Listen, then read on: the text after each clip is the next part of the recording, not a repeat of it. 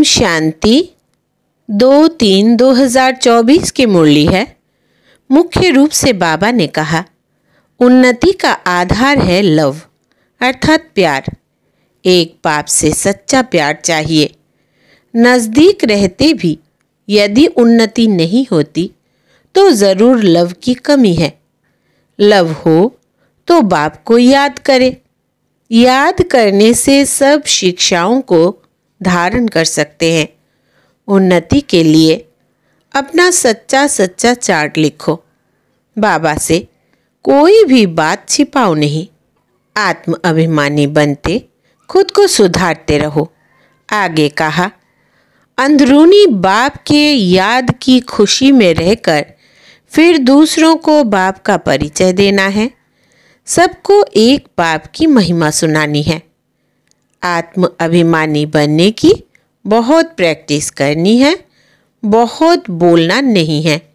फिर कहा, बीती सो बीती कर पहले स्वयं को सुधारना है। याद की यात्रा का सच्चा चार्ट रखना है। अब सुनते हैं महावाक्यों को विस्तार से। बाबा ने कहा, मीठे बच्चे, यह नॉलेज बिल्कुल शांति की है। इसमें कुछ भी बोलना नहीं है।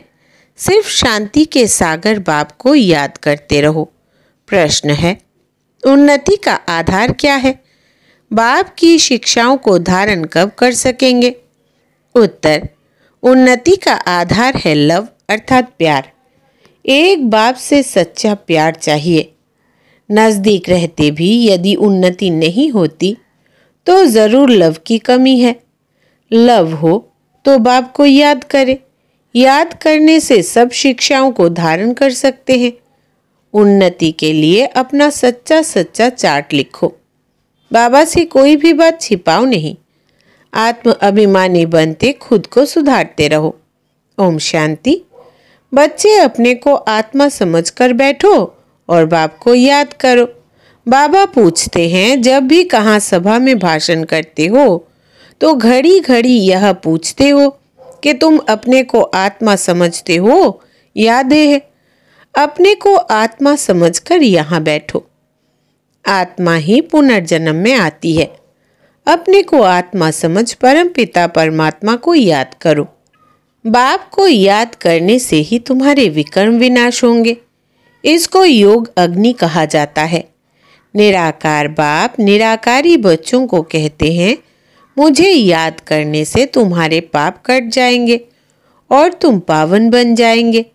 फिर तुम मुक्ति जीवन मुक्ति को पाएंगे।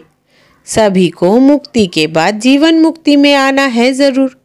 तो घड़ी घड़ी यह कहना पड़े कि अपने को आत्मा निश्चय करके बैठो। भाइयों और बहनों, अपने को आत्मा समझ बैठो और बाप को याद करो।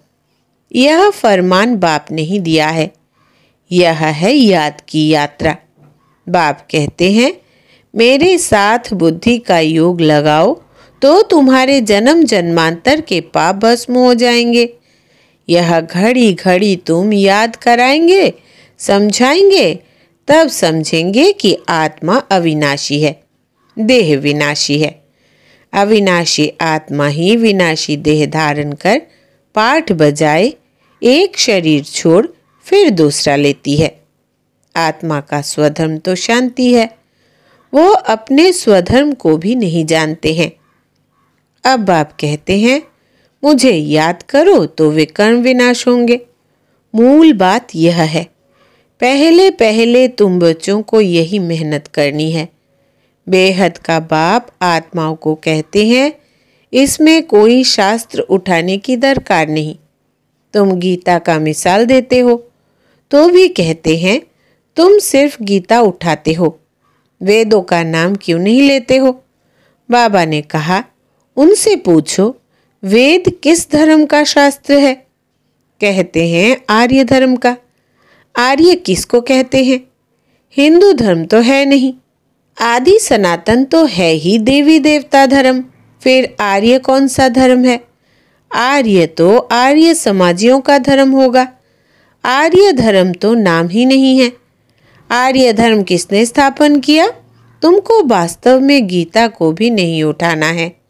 पहली बात है, अपने को आत्मा समझ बाप को याद करो तो सतो प्रधान बन जाएंगे। इस समय सब है तमो प्रधान। पहले पहले तो बाप का ही परिचय देना है। महिमा भी बाप की करनी है।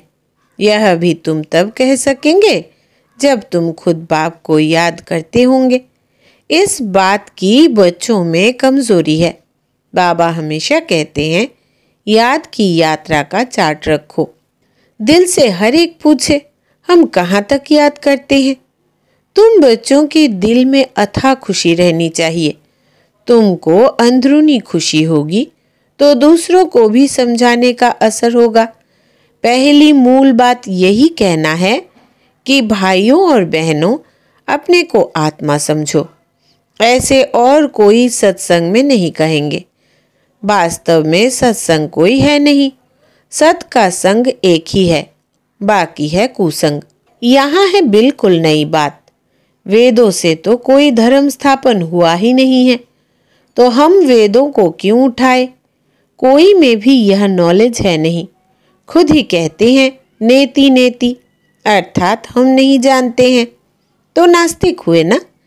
अब बाप स्वयं कहते हैं आस्तिक बनो, अपने को आत्मा समझो। यह बातें गीता में कुछ है, वेदों में है नहीं। वेद उपनिषद तो ढेर है, अब वो किस धर्म का शास्त्र है। मनुष्य तो अपनी बातें करते हैं, तुमको किसका भी सुनना नहीं है। बाप तो सहज समझाते हैं। अपने को आत्मा समझ बाप को याद करो तो पावन बन जाएंगे। इसलिए वर्ल्ड की हिस्ट्री जियोग्राफी को जानना है। तुम्हारा यह त्रिमूर्ति गोला है मुख्य। इनमें सब धर्म आ जाते हैं।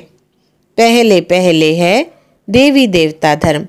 बाबा ने कहा है त्रिमूर्ति गोला बड़ा बड़ा बनाकर दिल्ली के मुख्य स्थान पर जहां आना जाना बहुत हो वहां लगा दो। 3 शीट पर हो। सीढ़ी में तो और धर्म का नहीं आता है। मुख्य यह 2 चित्र है, समझाना ही इस पर है। पहले है बाप का परिचय। बाप से ही वर्षा मिलता है। इस बात का निश्चय कराने बगैर तुम्हारा कुछ भी कोई समझ नहीं सकेगा। एक बाप को ही नहीं समझा है तो दूसरे चित्रों पर ले जाना ही फालतू है। अलफ को समझने बगैर कुछ भी समझेंगे नहीं। बाप के परिचय बगैर और कोई भी बात ना करो। बाप से ही बेहद का वर्षा मिलता है। बाबा ख्याल करता है ऐसी सहज बात क्यों नहीं समझते हैं। तुम्हारी आत्मा का बाप वो शिव है, उनसे ही वर्षा मिलता है। तुम सब आपस में ब्रदर्स हो। जब इस बात को भूलते हो तब तमो प्रधान बन जाते हो। अब बाप को याद करो तो सतो प्रधान बन जाएंगे। मूल बात है ही रचयिता और रचना को जानना। कोई भी जानते नहीं, ऋषि मुनि भी जानते नहीं थे। तो पहले बाप का परिचय दे सबको आस्तिक बनाना है। बाप कहते हैं मुझे जानने से तुम सब कुछ जान जाएंगे। मुझे नहीं जाना तो कुछ भी तुम समझेंगे नहीं। मुफ्त तुम अपना समय वेस्ट करते हो। चित्र आदि भी जो ड्रामा अनुसार बने हैं वही ठीक है, परंतु तुम इतनी मेहनत करते हो फिर भी किसकी बुद्धि में बैठता नहीं है। बच्चे कहते हैं बाबा क्या हमारे समझाने में कोई भूल है। बाबा फट से कह देते हाँ भूल है। अल्फ को ही नहीं समझा है तो फट से रवाना कर दो। बोलो जब तक बाप को नहीं जाना तब तक तुम्हारी बुद्धि में कुछ भी बैठेगा नहीं। तुम भी जब देही अभिमानी अवस्था में नहीं रहते हो तो आंखें क्रिमिनल रहती है। सिविल तब बनेगी जब अपने को आत्मा समझेंगे।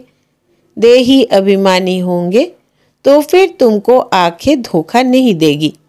देही अभिमानी नहीं तो माया धोखा देती रहेगी। इसलिए पहले तो आत्म अभिमानी बनना है। बाबा कहते हैं अपना चार्ट दिखाओ तो मालूम पड़े। अगर अभी तक झूठ पाप गुस्सा है तो अपना ही सत्यानाश करते हो। बाबा चार्ट देखकर समझ जाते हैं कि यह सत्य लिखा है या अर्थ भी नहीं समझा है। सब बच्चों को बाबा कहते हैं चार्ट लिखो।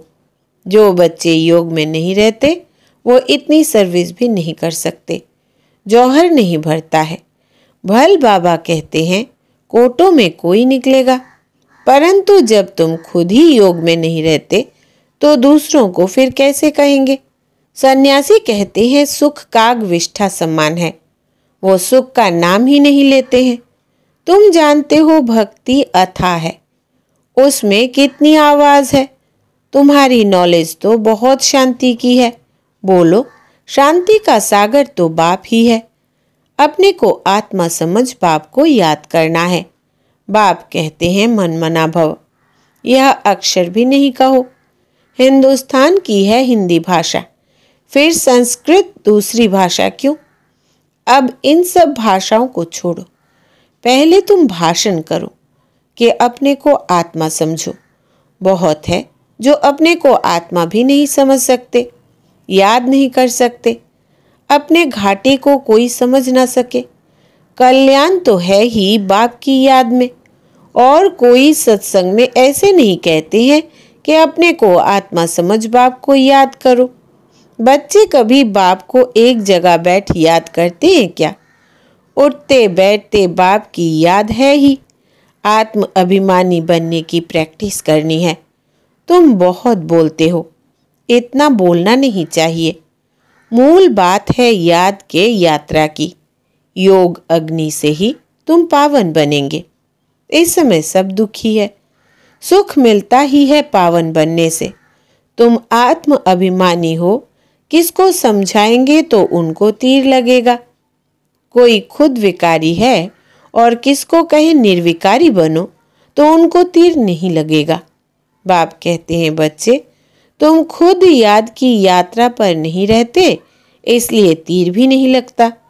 अब बाप कहते हैं बीती सो बीती। पहले अपने को सुधारो, दिल से पूछो हम अपने को आत्मा समझ बाप को कितना याद करते हैं। जो बाप हमको विश्व का मालिक बनाते हैं। हम शिव बाबा के बच्चे हैं तो जरूर हमको विश्व का मालिक बनना है। वही एक माशूक आकर तुम्हारे सामने खड़ा हुआ है तो उनके साथ बहुत लव होना चाहिए। लव माना याद। शादी होती है तो स्त्री का पति के साथ कितना लव होता है। तुम्हारी भी सगाई हुई है, शादी नहीं। वो तो जब विष्णुपुरी में जाएंगे। पहले शिव बाबा के पास जाएंगे, फिर ससुर घर जाएंगे। सगाई की खुशी कम होती है क्या? सगाई हुई और याद पक्की हुई। सतयुग में भी सगाई होती है, परंतु वहां सगाई कब टूटती नहीं है, अकाल मृत्यु नहीं होती। यह तो यहाँ होती है। तुम बच्चों को भी गृहस्थ व्यवहार में रहते पवित्र बनना है। भल बहुत नजदीक भी रहते हैं, फिर भी उन्नति नहीं होती है। जो उस लव से आते हैं उनकी बहुत उन्नति होती है। याद ही नहीं तो लव भी नहीं रहता, तो उनकी शिक्षाओं को भी धारण नहीं कर सकते। भगवान उवाच, तुम बच्चे सबको यही पैगाम दो कि काम महाशत्रु है जो आदि मध्य अंत दुख देता है। तुम तो पवित्र सतयुग के मालिक थे, अभी तुम गिरकर गंदे बन पड़े हो। अब यह अंतिम जन्म, फिर से पवित्र बनो। काम चिता पर बैठने का हथियाला कैंसिल करो। तुम बच्चे जब योग में बोलेंगे तब किसकी बुद्धि में बैठेगा? ज्ञान तलवार में योग का जौहर चाहिए। पहली मुख्य है एक बात। बच्चे कहते हैं बाबा हम बहुत मेहनत करते हैं, तब मुश्किल कोई निकलता है। बाबा कहते हैं योग में रहकर समझाओ, याद की यात्रा की मेहनत करो। रावण से हार कर विकारी बने हो, अब निर्विकारी बनो। बाप की याद से तुम्हारी सब मनोकामनाएं पूर्ण हो जाएगी। बाबा स्वर्ग का मालिक बनाते हैं। बाबा डायरेक्शन तो बहुत देते हैं, परंतु बच्चे अच्छी तरह कैच नहीं करते हैं और बातों में चले जाते हैं। मुख्य तो बाप का पैगाम दो, परंतु खुद ही याद नहीं करेंगे तो दूसरों को कैसे कहेंगे? ठगी नहीं चलेगी। दूसरों को कहे विकार में नहीं जाओ, खुद जाए तो ज़रूर दिल खाएगी, ऐसे भी ठग है। इसलिए बाबा कहते हैं मूल बात है ही अल्फ। अल्फ को जानने से तुम सब कुछ जान जाएंगे, अल्फ को ना जानने से तुम कुछ भी समझ नहीं सकेंगे। अच्छा, मीठे मीठे सिकिलदे बच्चों प्रति मात पिता बाप दादा का याद प्यार और गुड मॉर्निंग। रूहानी बाप की रूहानी बच्चों को नमस्ते। हम रूहानी बच्चों की रूहानी बाप दादा को याद प्यार, गुड मॉर्निंग और नमस्ते बाबा नमस्ते। धारणा के लिए मुख्य सार। पहला, अंदरूनी बाप के याद की खुशी में रहकर फिर दूसरों को बाप का परिचय देना है। सबको एक बाप की महिमा सुनानी है। दूसरा, आत्म अभिमानी बनने की बहुत प्रैक्टिस करनी है, बहुत बोलना नहीं है। बीती सो बीती कर पहले स्वयं को सुधारना है। याद की यात्रा का सच्चा चार्ट रखना है। वरदान है, ब्राह्मण जीवन में वैरायटी अनुभूतियों द्वारा रमणीकता का अनुभव करने वाले संपन्न आत्मा भव। विस्तार है, जीवन में हर मनुष्य आत्मा की पसंदी वैरायटी है, तो सारे दिन में भिन्न भिन्न संबंध, भिन्न भिन्न स्वरूप का वैरायटी अनुभव करो तो बहुत रमणीक जीवन का अनुभव करेंगे। ब्राह्मण जीवन भगवान से सर्व संबंध अनुभव करने वाली संपन्न जीवन है, इसलिए एक भी संबंध की कमी नहीं करना। अगर कोई छोटा या हल्का आत्मा का संबंध मिक्स हो गया तो सर्व शब्द समाप्त हो जाएगा। जहाँ सर्व है वहाँ ही संपन्नता है, इसलिए सर्व संबंधों से स्मृति स्वरूप बनो।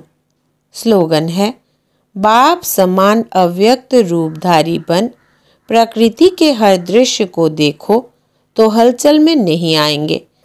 बाप समान अव्यक्त रूपधारी बन प्रकृति के हर दृश्य को देखो तो हलचल में नहीं आएंगे। अच्छा, ओम शांति।